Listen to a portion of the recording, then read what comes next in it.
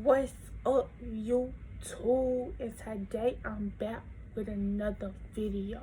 Today I will just be talking about random topics because there ain't nothing else for me to do. So therefore, let's get into it. Okay, so this morning, well, last night I didn't get no sleep at all. So like I'm fully energetic and I don't even know why. Like I should be sleepy right now. I'm not even sleepy. So like yeah. But I think what the topic today is going to be is my lifestyle. So I'm going to, like, when I say my lifestyle, I'm going to tell y'all like a little bit of where I come from and a little bit of what I've been through. I think it's time, you know. If you know, you know, you don't, you don't, you know. So I have 3 brothers. I am the only girl. I have 3 brothers and I am the only girl, okay? You would imagine you being the only girl, you would have been spoiled, you would have been treated like a freaking princess because you're the only girl, right? No, that didn't happen with me. That did not happen with me. I was treated like a whole freaking, like I wasn't even a part of the family. Like I was just a homeless person, you know? But, my mom, she was an alcoholic. And for her to be like an alcoholic, her mind was not straight. So as me growing up, I was born premature. So I was born 6 months early. I was really supposed to be born in November. So I'm a Cancer, but I could have been a Scorpio. You know, but I still have my Scorpio race. Don't get me wrong. So, like, my mom is an addict. My oldest brother, he was in high school, he just now finished college and he's probably doing his best. My youngest brother, Pierre, he is about 11 now, and I am about to be 17 next month. 17 next month, period. I do not want to be 17. I barely want to be 18. Like other people, they would have been like, I'm ready to be 18. I'm ready to get up at my parents' house. That's not the stereo case for me. Because I had to be treated like I wasn't a part of my mom's family. My mom, she was married to my youngest brother, dad. But they got divorced when I was like 10. I think I was like 10 or 12. And I was never really at home. Like I've always been the type to move. My mom will put me in like all different types of homes. Like, and that's why I wasn't mentally stable for a very long time. It took me a long time to get where I am now. It took me a long time. The old me, the old me was so aggressive, and I used to just pop people just for looking at me wrong, or if you say my name in a bad way, I'm just going to go off on you, or I will attack you. Like I used to just attack people just because they lie. I hate liars. And yes, I have lied before. I'm not gonna sit here and act all goody goody like, yeah, I never told a lie, da da da da. But I hate when I'm being lied to, especially when I've been telling you the truth for so long. I hate being lied to. Like I understand if I was just lying to you and you lied to me, like yeah, da da da. But you know, I hate being lied to, and I had the most biggest anger problem, and I'm so proud of myself because I have really grown from my anger problem. Back to what I was saying. I was going to home, all on different types of medicine. My mom would give me medicine to like make me go to sleep when she didn't want to deal with me. Or my mom would be like, you know what, you got suspended from school, then don't go in that refrigerator and don't go eat nothing. You know what I'm saying? Like your mama, you supposed to at least feed you, So I was like, I'm trained to like, I barely know now when I'm hungry. Like, I know when I'm hungry, but like once I get like extra hungry, I won't know until I eat. And like my mom, she would like flash out on me. She would like just dumb stuff, and it's like no, I don't want anybody to go through the stuff that I've been through, or the stuff that no, I don't feel like no child should be abused or anything. I do not conduct that. I know no, that is not something. But my dad was barely in the picture because my mom didn't want my dad in the picture. And it would make me so like, where's my dad? Why is my dad not here? Like, my dad would come every other weekend and try to get me, but my mom didn't. I feel like my mom was very jealous because I liked my dad more, and I still do to this day. I still love my dad more than I love my mom. I don't say that I hate my mom because my mom put me on this earth. I didn't ask to be put on this earth. None of us asked to be put on this earth. But my mom kind of didn't want my dad in the picture because, my oldest brother, he didn't have his dad in the picture. And my youngest brother, once my mom and his dad got divorced, he wasn't in the picture and all. Even when he was married to my dad, with my mom, he was a truck driver, so he was barely at home. So, yeah. And so, like, once they got divorced, it was like worse. It's like I just seen my mom go through a whole depression stage, and all she did was drink and smoke cigarettes. And it wasn't there because I didn't know how to communicate to my mom. And for a very long time, I was like scared of my mom because of the way she was like treating me. Because like, I really never remember just doing stuff on purpose just to make her mad. But eventually, when I grew up and I actually opened my eyes, I really started doing like bad stuff. Like, I would start fighting. I would get suspended from school. I would start stealing. I would just do anything to get attention in a bad way because that was the only way I could get attention. But it was not easy. My life was not, it was not easy at all, especially when my dad, he wanted to be there, and I know he wanted to be there because my dad, every time I called my dad will always answer the phone no matter where. If he knew the number, if he didn't know the number, my dad would answer, and he would say, "Are you okay? Do you need anything?" When I found out my dad had cancer or a tumor in his brain, I was in a mental hospital and I was going through another treatment because of my mom. And that phone call that I had with my mom, me and my mom will always argue no matter what it is. And I'm really not the type to argue. Like, if you try to argue with me now, I'm not going to argue. But back then, I will argue literally over anything. And, I used to tell my mom all the time, I want to go live with my dad. I want to go live with my dad. Then that's when she told me, I think that's actually when she told me, no, that wasn't it. That's when she told me that my father had a tumor in his brain. He had cancer. But before she even told me, I kind of seen the signs because, like, my dad, he had a cane, and I was asking, like, I'm young, I don't know anything about cancer. I'm asking people, why does my dad have a cane in his hand? Why do he have a cane? Oh, your dad, he keeps falling out, this, that, and the third. This, I'm thinking it's diabetes because my dad, my mom, and my brother KJ has diabetes. Then when my mama told me that my dad had cancer, it was over with for me. I just got worse. Over the years, could nobody tell me nothing. I had an attitude, none of that. Like, everything you said to me literally went through one ear and out the other.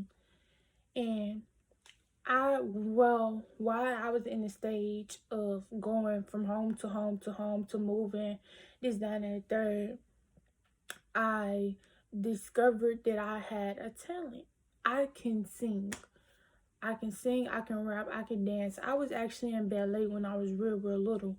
So when I found out I could sing, I could dance, I could do all that, I told my mom, I was like, yeah, I can dance, I can sing. My mom was like, hey, let me see, okay, da da da. I actually started writing my music and my mom burned my papers. It was, you know, for you to say, let's see what you can do, and then I started writing music, and then you throwing it away, like, come on now, like, you could do better than that. You could at least, but I also feel like I did, I'm going to admit, I did do some terrible things with paper when I was a kid, but I was a kid. Every kid do something with paper when it was little. I don't care if you eat it, you rip it up, do anything. I'm just rip out the paper, you know. At the time, I don't care if you talk about me. At the time, I had imaginary friends. Like, I would literally pass out the paper and act like I wanted to be a teacher. Back then, I wanted to be a teacher, a nail salon artist, everything. Not for long. Not for long. But as me going in and out and in and out of mental hospitals over and over and over again, learning how to deal with myself and my anger problem, because my anger problem was like really just there, and like I was like a hothead. Everything you said to me that sounded bad to me, I would go off on you. I would try to fight you. I would act a fool. Like, I'm so glad I'm so better now. But now, when I, like, okay, like, towards my last foster home before my mom, you know, I got on the phone with her after my family session, like therapy with her, and I was like, I really want to go live with my dad. I really don't feel like I'm safe at your house. And I wasn't safe at her house. Like, I would run away. I was going through juvie. I was going to juvie and I was on probation. I was like, you know, if I go to my dad's house, I would feel a lot better. I would do a lot better. Plus, my dad needs his some help. He can't walk. He needs some help, you know. And at first she was like, no, and I hung up the phone. I was like, you know, I'm done with this conversation. I don't know how many times I asked you over and over and over again. But my mom, when I got kicked out of that mental hospital, she was like, you going to your dad's house. I was like, oh, she playing. Because my mom is the best liar ever, okay? She would literally be like, oh, we got a doctor's appointment to go to just to get out of the doctor's office itself. She would be like, oh, we got another doctor. We at the eye doctor. She gonna tell the eye doctor that we got a dentist appointment to go to. She's the best liar I have ever met. The most manipulative liar I've ever met. Don't get me wrong, Mom. I love you to death, but you're a great liar, man. When she told me like you going to your daddy's house, I'm signing over my rights, I really thought she was lying because, you know, but I was like, okay, maybe her actions will show her this time. And I was like, in my head, I said, if I don't go to my daddy's house today, I'm running away again. That was my mindset that day. But no, she actually took her precious time and she actually signed her rights over to my dad. You would have thought things had got better for me living with my dad. Nope. Nope. Not at all. It got worse. I deal with my dad, mood swings. His anger was worse than mine. Like, I get that parents want you to speak to them in the morning and say hi and bye and ask them how their day was, but I'm not the type of girl to do that. I don't like talking. Like, outside of YouTube or entertainment, I do not like talking at all. Like, I am a child who likes to stay in her room all day, watch TV, be on her phone, because, you know, I don't like interacting with other people, and I really just think that's a cancer thing, because like that's like a whole cancer thing, because I don't like, you know, I don't like talking. And my dad, you could literally say one word to him, he'll have a whole conversation. I don't want to talk for 2 hours. Like, nah. But after dealing with months, I lived with my dad for like 9 months. Dealing with him, mood swings, after a while, it just got worse. Like, I had an incident where I did go to juvie. I'm not gonna tell y'all exactly what happened, but I went to juvie. I went to juvie for like 2 weeks, and the judge was like, "You can go, get out, whatever. Go back to your dad, but you're gonna be on. Excuse me, but you're gonna be on probation." I said, "Okay." I did good for months on end. The judge didn't have no problem directly with me. Matter of fact, the judge didn't even hear from me after that. He never heard from me until I got out probation. The thing where the law comes in is this is how. My dad, okay, his anchor just got out of the ocean this day. I don't even know how to explain it. Like, I think we had an argument, which we did have an argument. But, like, I was just saying, like, Dad, you was never there for me, blah, blah, blah. He started talking back, then he just started throwing a little fit, I was like, what is the point? So I said, you know what, I'm going to go in my room, I'm going to turn on the TV, and I'm just going to forget all about it. Here he come with a dang on BB gun. A BB gun. A BB gun. Tried to shoot it at me. And I was like, I felt it. Like, I feel like he wasn't trying to aim towards me, but he was like trying to, get my attention with the BB gun. But that's no way to get my attention. No. And it really scared me. And, I called my auntie. And I was like, I was in tears. I was crying. I was all out of there. I was like, this is not right. He tried to shoot me with a BB gun. I told her, I was like, yeah. She was like, yeah, you need to call the police on him. And I didn't want to call the police on him. I really didn't. But she was like, yeah, you need to call the police on him. And I called my grandma. I was like, yeah, he did this, that, and the third. And she was like, you need to call the police on him. I was like, I'm not calling the police. And I did, because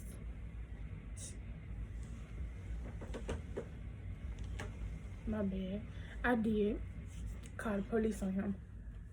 The police, they came by, they took the gun, they did all that.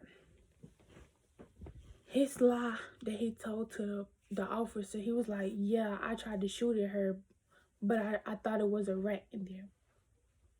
Or something like that. I don't really remember how the lullaby or alibi added up. No. But the next day, I do not like sleeping in beds. I just don't. Sometimes I sleep in bed. Sometimes I just have the urge to get on the floor and sleep. At my dad's house, I will always sleep on the couch because the couch was comfy. I have so many memories on my dad's couch that I just felt more comfortable sleeping on the couch with my dad. Not with my dad, but yeah, slept on the couch. But this day I decided to sleep on the floor. I walk in, he walks in there. The house is very small. He walks in there and he was like, you need to get up. You need to get up. And I was like, you don't even get up around this time. What you talking about? Get up. Get up. You need to get up. Just that day, he hit me when I was laying on the floor, he hit me with a freaking cane. I called the police again. I'm tired of being abused at this point. And they was like, the DHS would be down here to do a case, this and the third. It didn't take DHS nothing but 2 days to come back to my house, do research, find out that I didn't have a bed, this, that, and the third. And it was like, well, we're going to take you into custody. I was like, okay, that's fine. I didn't care. Well, basically, now, I was 14 then. I am 16 now. I've been in DHS for 2 years now. And it's been an emotional roller coaster. Like, my longest placement that I was at was like a year and 7 months. And that's because two of them placements was a shelter. One of them was a mental hospital that I had to go to, that I was only there for like 2 months. And then they graded me from the program because literally I did nothing there. But yeah, so that's a little, I've been wanting to talk about this kind of stuff on YouTube for a minute now, and I finally got the courage in the day to step up and do the video. But, out of all that I've been through, my advice to people that are going out there and that are going through stuff like me, if you're watching this, is to stay strong. If you believe in God, pray. If you don't believe in God, pray to whoever you believe in. And just keep the faith. You can go a long way with believing in yourself and keeping the faith. And just know that don't let people bring you down. People was bullying me for a long time, and I decided not, to let it go. Let people talk how they want to talk. All your life is gonna be haters.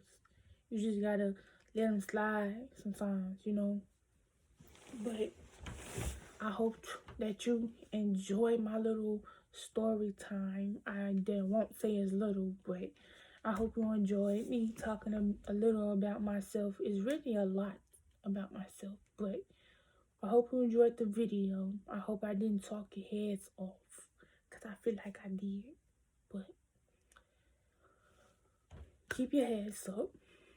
Keep a smile on your face and keep the faith. Never, ever give up. Never, ever give up on your dreams. And this will be all for the video. My light went out. This will be all for the video.